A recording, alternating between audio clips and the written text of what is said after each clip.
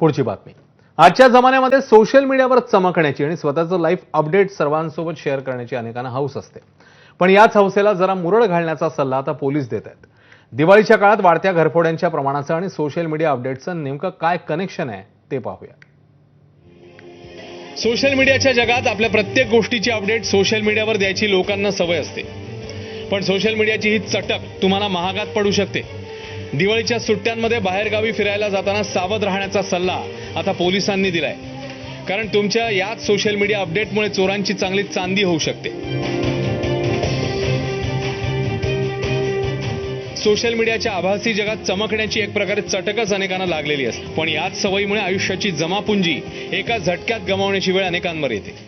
सावधानता बाळगणं हे सुरक्षेचा सर्वात मोठा उपाय आहे। आता तर चोरटे सोशल मीडियाच्या अपडेटवरून चोरीचं ठिकाण हेरत असल्याचं समोर आलेलं आहे। त्यामुळे तुम्ही जर बाहेर जात असाल आणि सोशल मीडियावरनं जर अपडेट देत असाल तर ते तुम्हाला धोकादायक ठरू शकतं। वाढत्या घरफोड्यांचं प्रमाण पाहता नागरिकांनी काही गोष्टींची सावधगिरी बाळगलेली केव्हाही उत्तम।